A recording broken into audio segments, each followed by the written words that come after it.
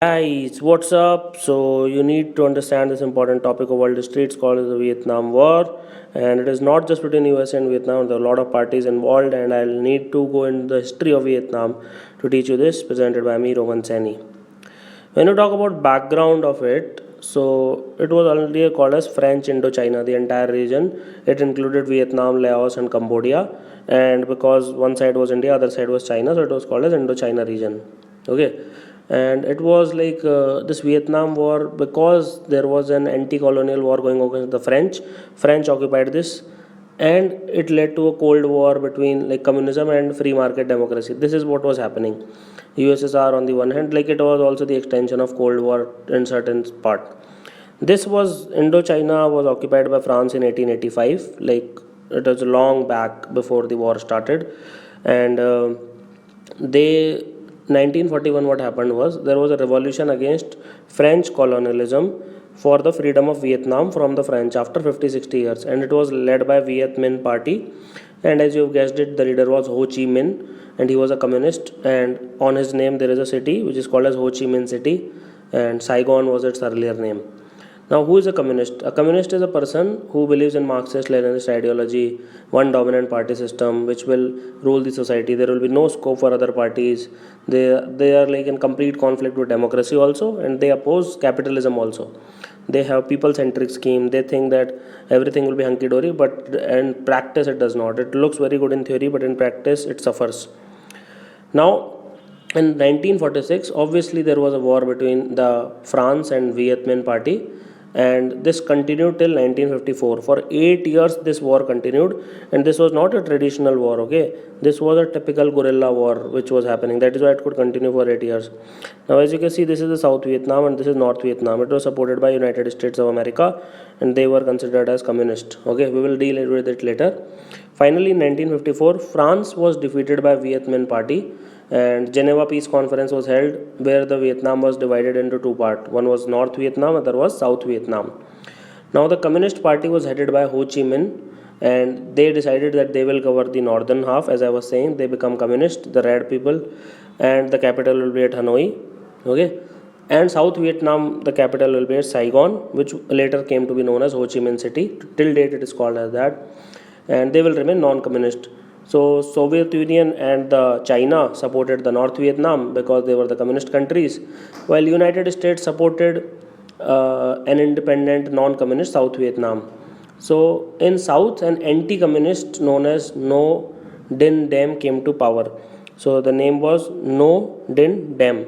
Okay, NGODINHDIEM. He was the power center in South.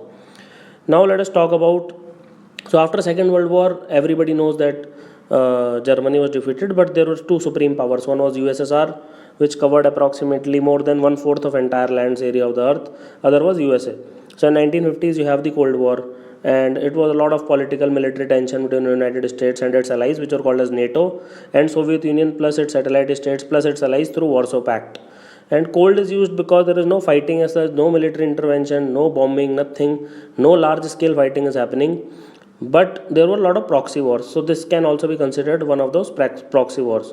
Now United States follow what is called as the containment theory. They believed that if domino, do you know domino? So if you touch one, if you disturb one item in domino, everything falls apart. Okay, they follow one another. So USA thought that if a geographical region becomes communist, then other neighboring countries will also become communist like dominoes. So they propagated this containment theory that they will isolate it and they will not allow communists to spread, and they started supporting anti-communist countries so that they can contain the communism and Soviet Union in turn. Now what happened in 1960s that communist North Vietnam, they came in conflict with South Vietnam, and No Din Dim, who was in South Vietnam, he became an autocrat. So lot of rebels rose against him in South Vietnam, and this party of rebels is called as Viet Cong. Okay, so this is the Viet Cong party. So No Din Dam, who was the southern Vietnam's ruler, so he became autocrat. So this party rose, and so obviously a civil war began in South Vietnam itself. There is no North involvement right now. So in 1960, you have the Second Indochina War, and with the US coming into picture, they saying that okay, this is wrong, what is happening in South Vietnam is wrong, and we will not allow communists to overrun South Vietnam. And in 1961, John F. Kennedy, who was the then president of the United States, he expanded the US support for South Vietnam government. What he did was he increased USA military advisor, he doubled the military assistance, he authorized the use of herbicides, defoliants like Agent Orange वगैरह use हुए थे, which till now like affect the people. It is very very poisonous thing. Napalm is a very like flammable substance which army uses. Okay, and later what happened was No Dinh Diem was assassinated. So now let us see how did progress. Now this is a very famous incident, it's called as the Gulf of Tonkin incident. So this was the incident which pushed USA to directly attack North Vietnam and Viet Cong. Till then USA was, as I said, that it was only indirectly involved. So this pushed the USA. So what happened was USS Maddox, which was a destroyer of USA Navy, it was patrolling near the North Vietnam coast, and North Vietnam torpedo boats attacked USA, and one US aircraft was damaged, 4 Vietnam sailors were killed by counterattack. Later there are some reports which say that it was the USA who started the attack, but nobody knows for sure. But definitely people of USA became angry. They were anyway the superpower, one of the superpowers, and it provided a lot of patriotic support for USA to go against war with Vietnam. And 500,000 US soldiers landed in Vietnam, and this obviously led to prolonging of the conflict. So this is important, Gulf of Tonkin incident. Then 1968 you have Tet Offensive. So this was the actual turning point of the civil war.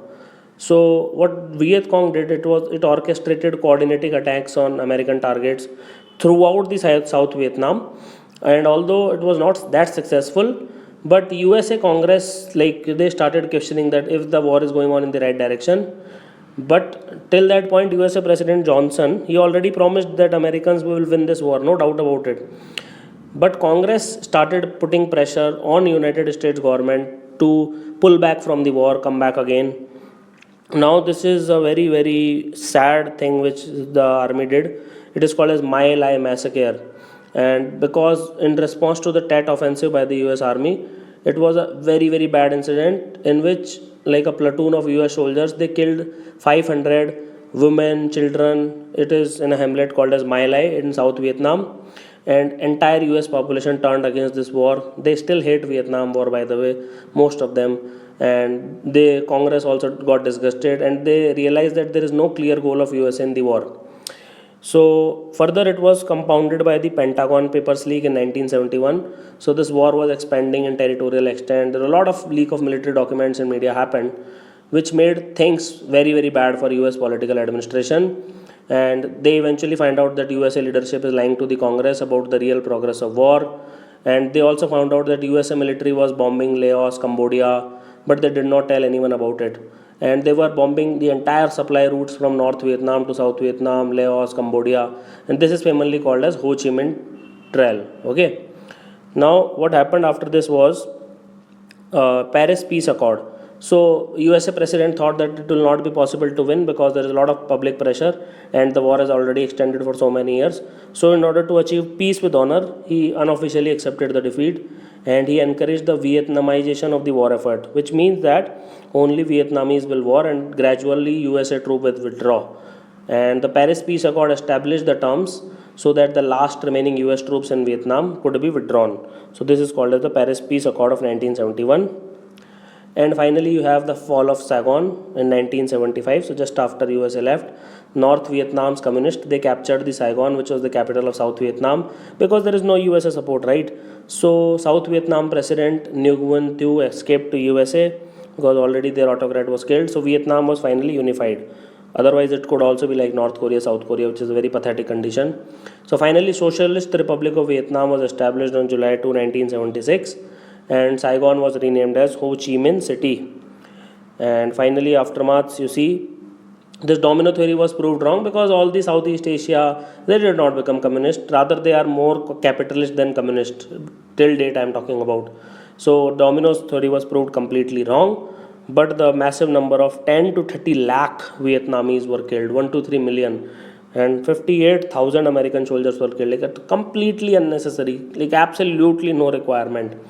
Hundreds of thousands, lakhs of Cambodians, Laotians, they were killed, and they had nothing to do with the war. Just because they were neighboring countries, they were killed. And there are huge implication on USA's foreign policy because of this war. And for over a decade, like, American people was very hostile to the idea of foreign intervention. This is called as in general as Vietnam syndrome. It means that you don't want America to engage into foreign wars because they tend to last for 5 years. Same thing is happening in Afghanistan because you don't know American national securities clearly in that case, and you don't want them to attack. So thank you for watching this lesson. Have an awesome day.